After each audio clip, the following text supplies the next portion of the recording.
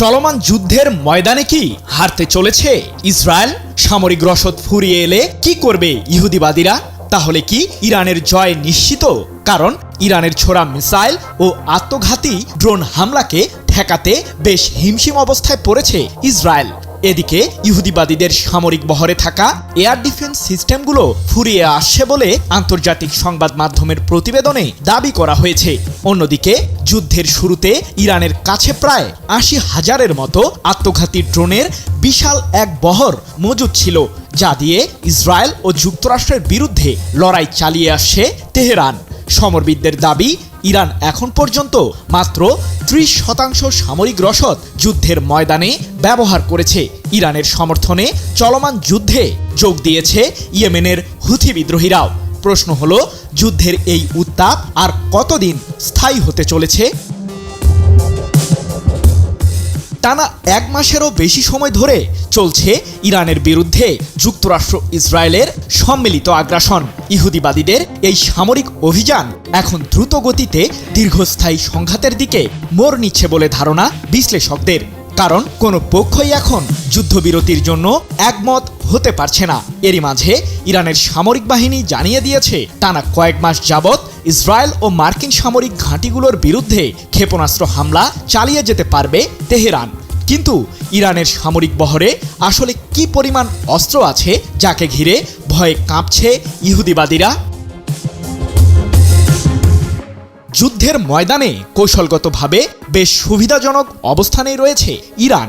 কারণ হিসেবে সমরবিদদের দাবি, যুক্তরাষ্ট্র ও ইসরায়েলের ব্যয়বহুল এয়ার ডিফেন্স সিস্টেমের সামনে ইরান ছুটছে অপেক্ষাকৃত কম মূল্যের ক্ষেপণাস্ত্র এবং ড্রোন। যদিও পশ্চিমা বিশ্লেষকদের ধারণা, ইরানের অস্ত্রাগারের শক্তি এখন অনেকটাই হ্রাস পেয়েছে।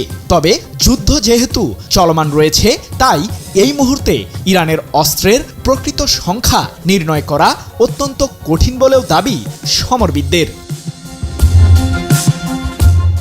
যুদ্ধ শুরুর পূর্বের হিসাব অনুযায়ী ইরানের কাছে ক্ষেপণাস্ত্রের মজুদ ছিল প্রায় ২৫০০। যদিও কিছু বিশ্লেষক বলছেন এই সংখ্যা ৬,০০০-এরও বেশি হতে পারে।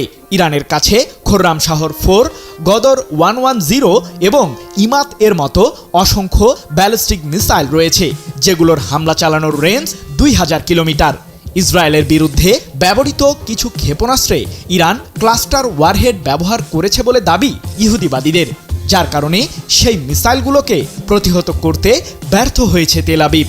২৮ মার্চ এক প্রতিবেদনে বিষয়টি নিশ্চিত করেছে তুরস্কের সংবাদ মাধ্যম আনাদলু এজেন্সি। ইরানের সামরিক বহরে থাকা শাহেদ 136 কামিকাজে ড্রোনগুলো যুদ্ধের ময়দানে বেশ সফলতা দেখাচ্ছে।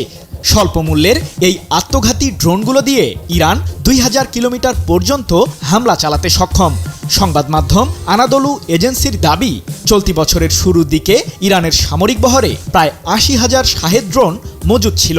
দেশটি এখন পর্যন্ত মাত্র ৩০-৪০% ক্ষেপণাস্ত্র যুদ্ধের ময়দানে ব্যবহার করেছে।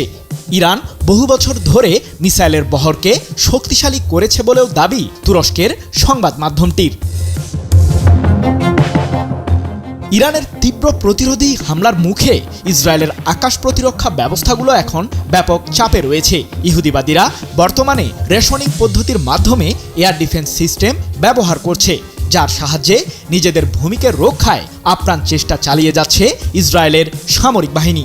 মার্কিন সংবাদ মাধ্যম দ্য ওয়াল স্ট্রিট জার্নালের বরাতে এক প্রতিবেদনে বিষয়টি নিশ্চিত করেছে ইরানের রাষ্ট্রীয় সম্প্রচার মাধ্যম প্রেস টিভি।